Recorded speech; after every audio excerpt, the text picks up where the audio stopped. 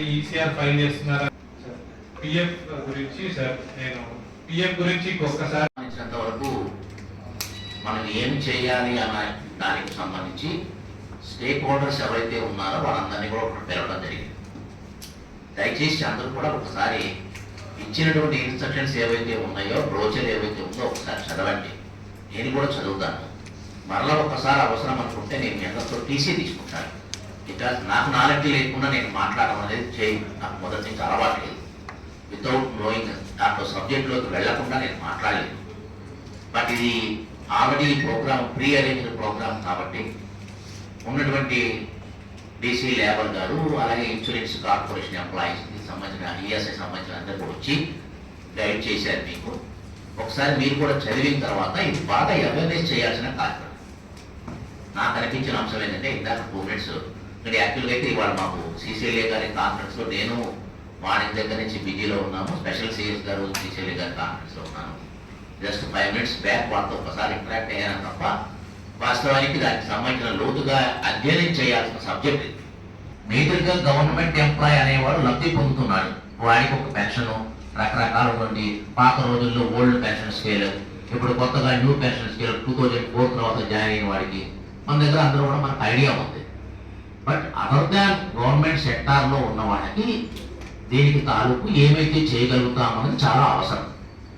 మన దగ్గర పనిచేసే వాళ్ళు కూడా కొన్ని డిపార్ట్మెంట్లో ఉన్నారు. ఉదాహరణకి ఎడ్యుకేషన్ డిపార్ట్మెంట్ లైఫ్కి సంబంధించిన హెల్త్ పాయింట్ ఆఫ్ వ్యూలో ఒకటి ఉంది. దాన్ని మనం బాగా అవగాహన చేసేట్టుగా ప్రమోట్ చేయాలి. అట్లాగే వాళ్ళ తాలూకు సంబంధించిన రిజిస్ట్రేషన్ కూడా రిజిస్ట్రేషన్ చేసిన తర్వాత వాళ్ళకి వచ్చే బెనిఫిట్స్ కూడా చెప్పగలగాలి. సో అందువల్ల ఎవరైతే స్టేక్ హోల్డర్స్గా ఉన్నారో ఎడ్యుకేషన్ డిపార్ట్మెంట్ డిఈఓ గారు కానీ, డీసీ లేబర్ గారు కానీ, ఓవరాల్గా వాళ్ళకి అనేక రకాల అనార్గనైజ్డ్ యూనిట్స్ కూడా ఉన్నాయి. చాలా వరకు ఆర్గనైజ్డ్ యూనిట్స్ వాళ్ళు ఎటువంటి దాంట్లోకి ఇన్వాల్వ్ అవుతారు. ఈపీఎఫ్ అన్ని కట్ అవుతుంటాయి, జరుగుతూ ఉంటాయి. అనార్గనైజ్డ్ సెక్టార్స్లో ఉన్న వాళ్ళని కూడా దీంట్లో ఒక గాడిలోకి తీసుకురావడం కోసం పెట్టినటువంటి ఒక ఆలోచన విధానం. కాబట్టి దయచేసి ఇక్కడ ఉన్నటువంటి అందరూ ఏపీఐసిసిలో పనిచేసినటువంటి కాంట్రాక్ట్ ఎంప్లాయీస్ వరకు కూడా వాళ్ళు మార్నింగ్ దాకా మాట్లాడినట్టు చెప్పిన సందర్భాన్ని బట్టి అందరూ కూడా దీంట్లోకి ఇన్వాల్వ్ అవ్వాలి. సో బేసిక్గా దానికి సంబంధించినటువంటి విధి విధానాలు మనం తెలుసుకొని మన కింది స్థాయి వాళ్ళు ఎవరైతే ఉన్నారో వాళ్ళందరి చేత ఇవన్నీ ఎన్రోల్ జరగాలి. సో గడిచినటువంటి 6 నెలలుగా వాళ్ళు ఏం చేశారన్నది న్యూఢిల్లీ స్ప్రీ అనే ప్రోగ్రామ్ కింద మొత్తం చూపించడం జరిగింది. దాంట్లో ఇన్స్ట్రక్షన్ కూడా మనకి ఇచ్చున్నారు. దాంట్లో ఈ 31/12/2025 దాకా ఎన్ని అవేర్నెస్ క్యాంపెయిన్లు కండక్ట్ చేశారు, ఎక్కడెక్కడ చేశారు అన్న వివరాలన్నీ కూడా చాలా డీటెయిల్గా ఇచ్చారు. కానీ మనందరికి ఐడియా లేదు. తెలుస్తుంది ఇలా మీటింగ్ పెట్టినప్పుడు రకరకాల ప్రోగ్రామ్స్ ఒత్తిడిలో ఉండి దాని మీద ఫుల్ కాన్సన్ట్రేషన్ చేయక కరెక్ట్గా క్యాచ్ అవ్వదు, అది రీచ్ అవ్వదు. అయితే అందుకనే నేను ఒకసారి నా తప్పు నేను ఒప్పుకుంటూ మీటింగ్ వచ్చేటప్పుడు ఆర్గనైజ్డ్గా దాన్ని చూసుకొని చదువుకొని ప్రతి పాయింట్తో మాట్లాడాలి.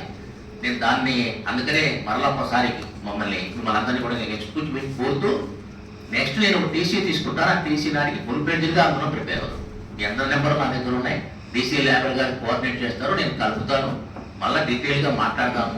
సో వీరి నెంబరు వారి నెంబరు చాలా వారికి ఇంపార్టెంట్ ఇష్యూస్ మనకు చెప్పడం కోసం వచ్చారు. అందుకే ముందు వారినే చెప్పమనాలి. సో అందువల్ల చాలా ఇంపార్టెంట్ దాంట్లో ఉన్నాయి. అందువల్ల ఇప్పుడు ఉన్నటువంటి ఇన్స్టిట్యూషన్ హెడ్ అందరూ కూడా స్టేక్ హోల్డర్స్ ఎవరైతే ఉన్నారో ముందు ఈ కాన్సెప్ట్ని మీరు డైజెస్ట్ చేసుకొని అనార్గనైజ్డ్ సెక్టార్స్ వాళ్ళందరినీ కూడా దీంట్లోకి ఇన్వాల్వ్ చేసి పూర్తి స్థాయిలో వాళ్ళందరూ కూడా వచ్చేట్టుగా చూసుకోవాలి. సో ఎందుకంటే దానివల్ల వచ్చేటువంటి బెనిఫిట్స్ ఏంటి అన్నది వాళ్ళు చాలా క్లియర్గా చెప్తున్నారు. హెల్త్ పాయింట్ ఆఫ్ వ్యూలో చాలా ఇంపార్టెంట్. చాలా మంది మీకు తెలుసు, ప్రైవేట్ కాన్వెంట్లో పనిచేసేటువంటి టీచర్లు ఉంటారు, వాళ్ళకి తెలియదు వాళ్ళకి ఎలాగా ఈ పెన్షనరీ బెనిఫిట్స్ వస్తాయని కానీ అంత అవగాహన లేదు. సో దయచేసి దాన్ని లీడ్ తీసుకోవాలి. ఒక ఎంఈఓ గారు డిఈఓ గారి ద్వారా ఒక ఎంఈఓ గారి పరిధిలో ఏమేమి ఉన్నాయి అలాంటి ప్రైవేట్ స్కూల్స్ వాళ్ళందరూ అయ్యారా లేదా, వాళ్ళందరికీ కూడా దీంట్లో ఎన్రోల్మెంట్ ఉందా లేదా, ఓ కమర్షియల్ ట్యాక్స్ డిపార్ట్మెంట్ తాలూకు వాళ్ళు లీడ్ తీసుకోవాలి. కొన్ని వాళ్ళకు ఉన్నటువంటి జిఎస్టీ పరిధిలోకి వచ్చేటువంటి ట్యాక్స్ హోల్డర్స్ కాకుండా కొంతమంది వేరే ఉండొచ్చు. సో వాళ్ళని కూడా ఇన్వాల్వ్ చేసేది ఉన్నాయా, ఇవన్నీ కొంత లోతుగా మనం స్టడీ చేసి పెట్టాల్సిన అంశం ఇది. ఈజీ ఏం కాదు. సో ఒకసారి అందరూ కూడా అవగాహన చేసుకోండి, చాలా ఇంపార్టెంట్. మరలా ఇంకొక మీటింగ్ ద్వారా నేను మీ అందరితో ఆ విషయాలను షేర్ చేసుకుంటాను. సో ఒకసారి బాగా మీరు ఒకసారి అందరికీ దీనికి సంబంధించిన ఇవాళ మీటింగ్ తాలూకు మెయిన్ వారు అనుకున్నటువంటి 2 శాఖల తాలూకు వారు ఏదైతే చెప్పదలుచుకున్నారో అవి ప్రొజెక్ట్ చేయండి.